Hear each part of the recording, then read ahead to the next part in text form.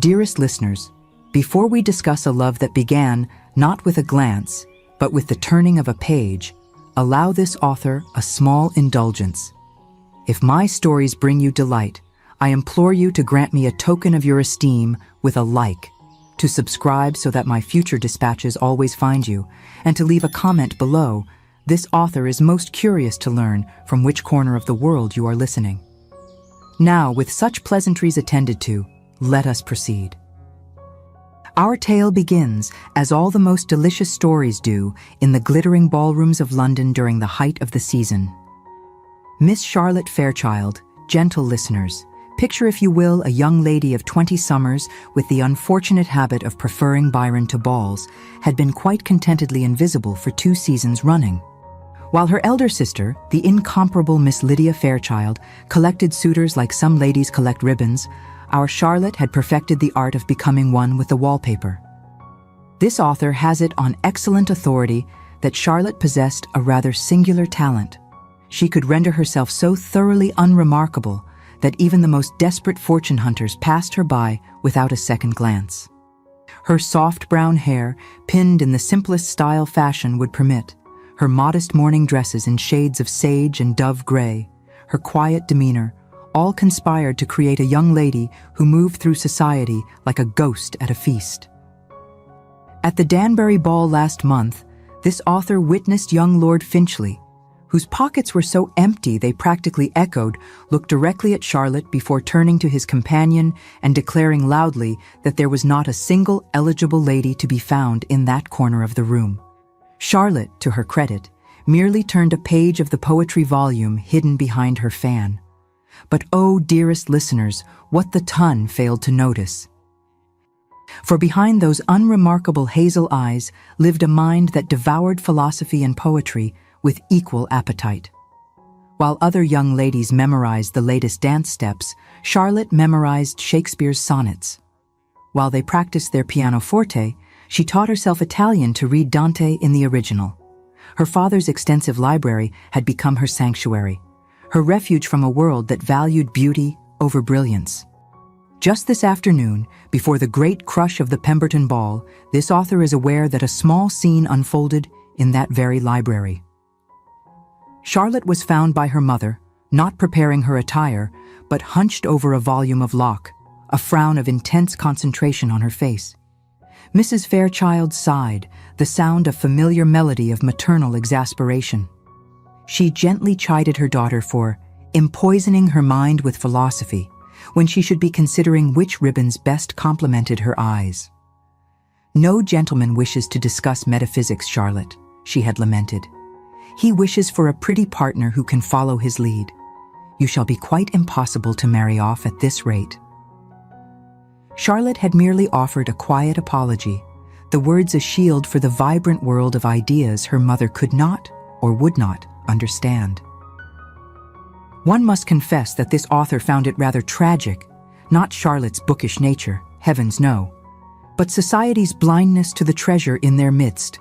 For what use is beauty without substance? What value a pretty face attached to an empty head? But I digress, as I so often do when the topic turns to the failures of our supposed betters. It was at Lady Pemberton's annual ball, that monument to excess where even the flowers seem to sweat from the crush, that our story truly begins. Charlotte had secured her favorite spot behind a rather imposing potted palm, a small volume of Wordsworth concealed in her reticule. She had become quite expert at reading whilst appearing to merely observe the dancing, turning pages in rhythm with the quadrille. The Fairchild family's attendance followed a predictable pattern. Mr. Fairchild would disappear into the card room. Mrs. Fairchild would orbit her beautiful eldest daughter like a particularly determined planet around the sun. And Charlotte? Charlotte would find the nearest architectural foliage and commence her literary pursuits. Enter Lord Nicholas Ashford, a name that carried its own weight in society. At 26, his lordship had recently returned from a rather extended sojourn on the continent. The gossips whispered that he'd left England 3 years prior with the reputation of a rake that would make even Lord Byron blush. But the man who returned? Well, that was quite another creature entirely. Gone was the carelessly tousled hair and the sardonic smile. In its place stood a gentleman of serious mien, his dark hair severely styled, his evening clothes impeccable but austere. Some said he'd suffered a disappointment in Italy.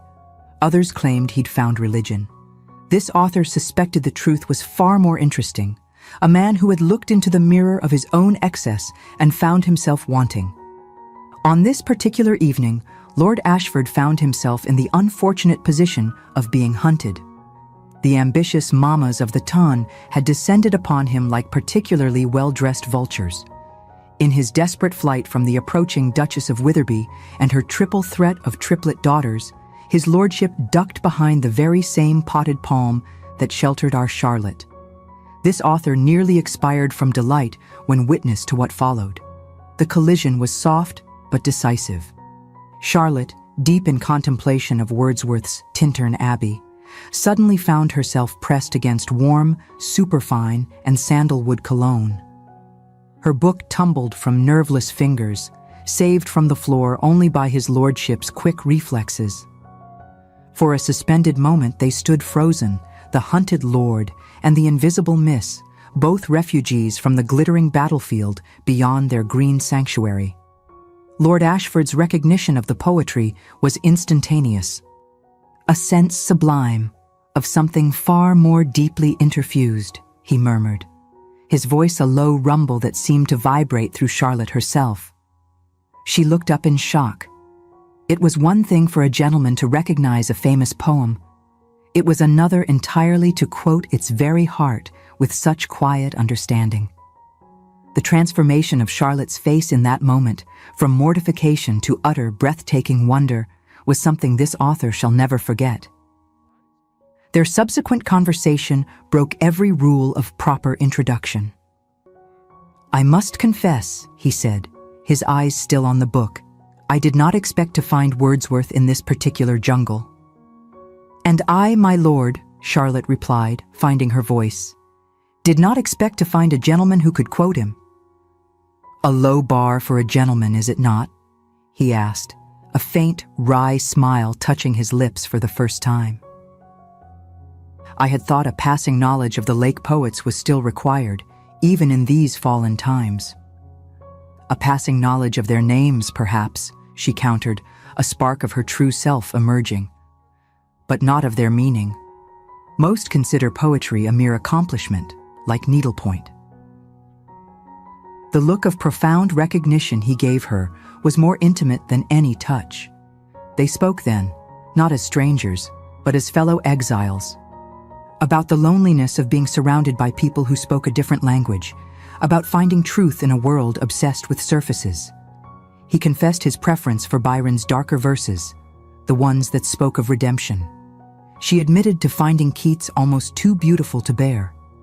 They discovered a mutual appreciation for Gothic novels and a shared skepticism of Coleridge's later work. For Charlotte, who had only ever had such conversations with the authors themselves on the printed page, it felt like coming home. For Nicholas, this author surmises, it was like finding a spring of fresh water after years in a desert of polite, meaningless chatter. He found himself studying the way her eyes lit up when she spoke of a particular stanza, the small, passionate gesture of her hand, and felt a pull more potent than any famed beauty had ever elicited. When Charlotte finally offered her name, reluctantly, as though afraid it would break the spell, this author observed the exact moment Lord Ashford made the connection to the beautiful Lydia. His glance toward the dance floor, where Lydia held court, lasted mere seconds before returning to Charlotte with something approaching palpable relief. 30 minutes they spent in that green sanctuary, and when they finally parted, driven by propriety, both wore the dazed expression of castaways who had unexpectedly found land. The next morning, in his Mayfair residence, Lord Ashford stood before his hearth, the copy of Wordsworth he had purchased at Hatchard's that very morning lying open on the mantel. But he was not reading. He was merely staring into the fire, replaying every word of the previous night's conversation. "Find out everything you can about her," he said to his valet, his voice quiet but firm. "Not Miss Fairchild, Miss Charlotte Fairchild. But, dearest listeners, if only love ran as smooth as a literary discussion." The next morning brought complications. Lord Ashford, calling at the Fairchild residence, encountered Lydia, radiant and assuming his call was for her. Charlotte, convinced the previous evening had been a dream, had barricaded herself in the library with a migraine that fooled no one. His lordship spent an agonizing hour trapped in the Fairchild's drawing room. "The weather is most unpredictable, is it not, my lord?" Lydia chirped. "Indeed, Miss Fairchild," he replied, his eyes scanning the doorway. "Almost as unpredictable as the critical reception of new poetry." Lydia laughed, a tinkling sound devoid of understanding. "Oh, poetry. Charlotte is the one for that. Such a peculiar girl. Do you take sugar, my lord?" His attempts to steer the conversation were met with a baffling wall of bonnets, balls, and the latest fashions from Paris. He gripped his teacup so tightly that hairline cracks appeared in the Fairchild's second-best china. Thus began 3 weeks of the most exquisite torture. He called faithfully, only to be met by Lydia. He haunted bookshops and literary salons in vain. Charlotte, meanwhile, perfected the art of strategic retreat, developing an uncanny ability to sense his presence and flee. Once, and this author blushes to report it, she actually climbed through a ground-floor window at the Ashfords' garden party rather than encounter him on the terrace. The ton drew their own conclusions. Lord Ashford's persistent calls, combined with Lydia's beauty, painted a clear picture. Wagers appeared at White's. Charlotte, hearing the whispers, retreated further into her books, convinced she was watching the man who had touched her soul court, her perfect sister. She began to fade like a pressed flower. It was Lydia who found her one afternoon, curled in a window seat in the quietest part of the house. A volume of tragic poetry open but unread in her lap, her eyes glistening with unshed tears. For the first time, this author noted, a look of genuine concern replaced Lydia's usual bright confidence. She smoothed her sister's hair, her expression a confused mixture of pity and dawning understanding. Perhaps, she began to suspect, this was not merely a case of bookish melancholy. The crisis point arrived at the Duchess of Kent's musical evening. Charlotte, dragged from her exile by maternal decree, sought refuge in the Duchess's legendary library. She stood before the poetry section when footsteps interrupted her solitude. Her panicked grab for Paradise Lost fooled no one, least of all Lord Ashford. "Miss Fairchild," he began, his voice tight with weeks of frustration, "am I truly so fearsome that you must flee my presence at every turn?" "My lord, I was merely seeking quiet," she stammered. "You should be in the salon. My sister." "I have no interest in your sister," he finally burst out, the words a shock in the silent room. "I have spent weeks attempting to speak with you. I have read poetry until my eyes ached, hoping to find something new to discuss with you. Why do you continue to hide from me?" The confession hung in the air, fragile and astonishing. But fate, cruel mistress, chose that moment for Lydia's entrance. Her bright assumption that Lord Ashford would escort them both back to the salon shattered the moment. Charlotte retreated behind her mask of invisibility, and his lordship, bound by propriety, could only offer his arms and curse silently. The aftermath was swift. Lydia, having observed the charged atmosphere, now misunderstood in a new direction. She concluded his lordship was using her to gain inappropriate access to Charlotte, perhaps for some untoward purpose. The resulting rumor horrified Mrs. Fairchild, who forbade Charlotte from being alone with his lordship, and Mr. Fairchild, who delivered a blistering set-down that sent Lord Ashford from their door. 3 days of silent torment followed. The storm broke at Lord and Lady Morrison's ball. Lord Ashford arrived like an avenging angel. But Lydia, in what she believed to be kindness, intercepted him before the entire assembly. her public acknowledgement that his heart lay elsewhere, his equally public confirmation that it had been engaged since encountering a young lady reading Wordsworth created a scene for the ages. All eyes turned to Charlotte. The whispers were like a physical blow. She rose on trembling legs, overturned a small table of refreshments in her haste, and fled as though pursued by demons. London awoke to a thunderstorm. Lord Ashford, pushed beyond patience, arrived at the Fairchild residence at an unconscionably early hour, soaked to the skin and demanding entrance. What followed was a declaration that shook the household. His announcement that he had never been courting Lydia, that he was desperately in love with Charlotte, that he demanded to hear rejection from her own lips, all delivered while dripping rainwater onto Mrs. Fairchild's prized Persian carpet, created a tableau this author wishes she could have captured in oils. Charlotte's appearance at the top of the stairs, wrapped in a shawl, transformed her from invisible miss to Gothic heroine. Her whispered question, seeking confirmation of what she could scarcely credit, drew from his lordship a confession that would have melted harder hearts than occupied that entrance hall. He spoke of love from their first meeting, his weeks of bungled courtship, his frustration at creating the most spectacular muddle in recent memory. When Charlotte descended those stairs, her confession of believing everyone would prefer Lydia's beauty drew an impassioned speech about the superiority of authentic brilliance over symmetric features. But it was his next revelation that truly captured the moment's perfection. "I fled to Italy 3 years ago," he confessed, his voice dropping. "Running from a life of such dazzling emptiness, it threatened to consume me. It was why, when I found you, a soul so real, so full of substance behind that potted palm, I knew I had found everything I had unknowingly been searching for." His confession that he had been secretly studying poetry to understand the woman who had captured his heart struck Charlotte mute. Still dripping rainwater, he dropped to one knee, producing his grandmother's ring. His proposal, promising to read every book she recommended, to never interrupt her library time, and to spend his life proving that love at first conversation surpassed love at first sight, drew tears from even this hardened chronicler. Charlotte's acceptance, whispered, then repeated with growing joy, created a moment of such perfect understanding that even the thunder outside seemed to pause in respect. And then, gentle listeners, he kissed her, right there in the entrance hall. When they parted, Lydia's delighted applause and shocking revelation that she had been attempting to throw them together all along, her misguided efforts being the cause of half the confusion, added a comic note to the morning's drama.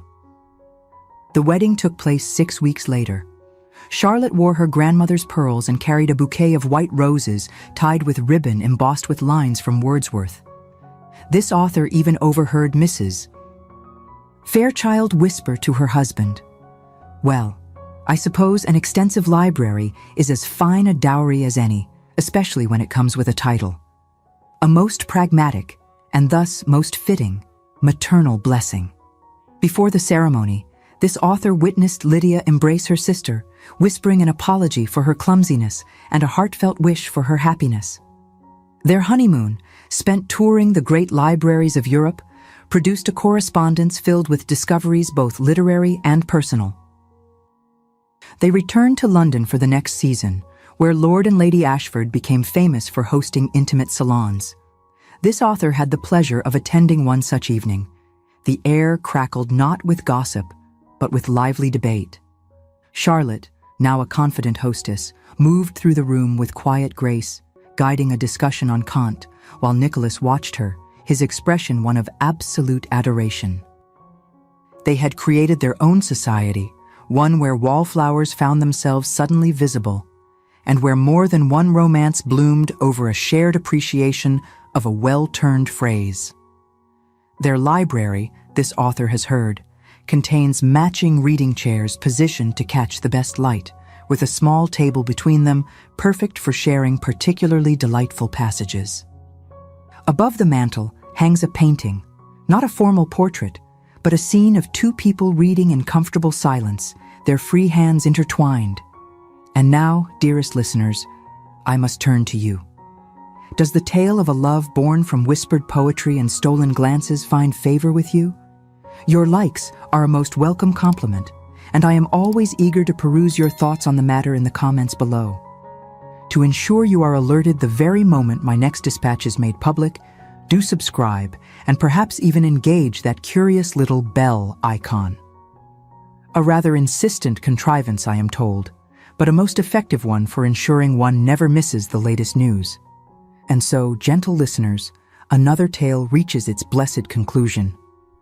This author withdraws until our next encounter, leaving you with this thought.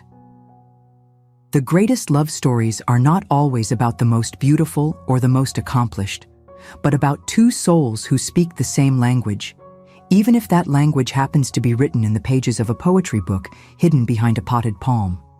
Until then, remember, the greatest scandals often lead to the greatest happiness. Your devoted chronicler, Lady Ravenswood.